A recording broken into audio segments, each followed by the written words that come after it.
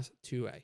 Last but certainly not least, let's go out east for our private school Built for Tough Player of the Week. And at Tyler All Saints, it was Emerson Hadnot, their senior running back, who put on a show in their win over the Shelton School out of Dallas, carrying for 225 yards and 5 touchdowns on just 15 carries. And just for fun, he threw a 62-yard passing touchdown as well.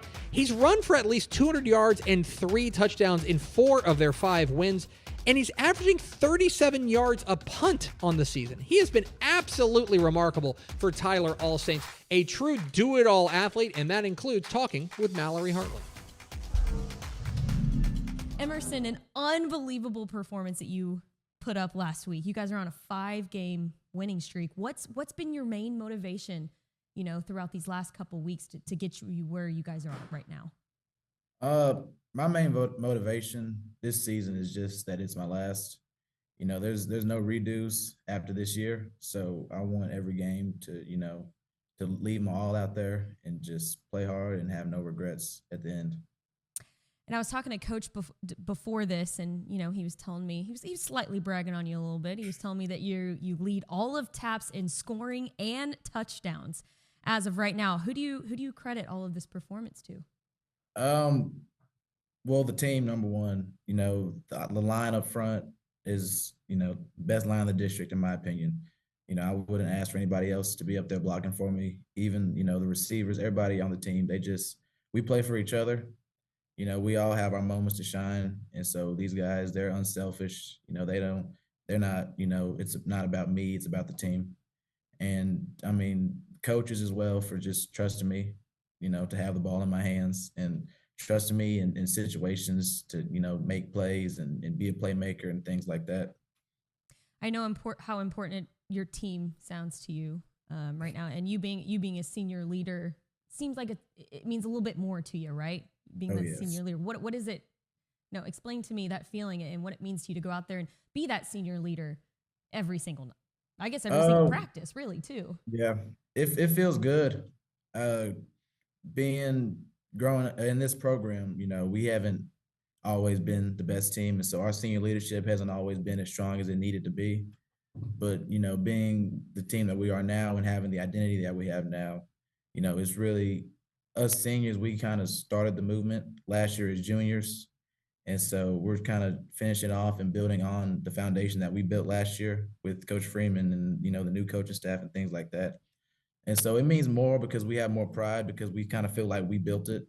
We were there when we were 1-8, and now we're 7-2.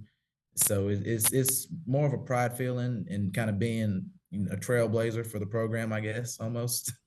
It's a really good feeling. Well, Emerson, we really appreciate the time. Congratulations and good luck the rest of the way. We're rooting for you. Oh, yes, ma'am. And being in this program, we've turned it around, and now, this Friday we'll be playing for a district championship against Dallas Christian.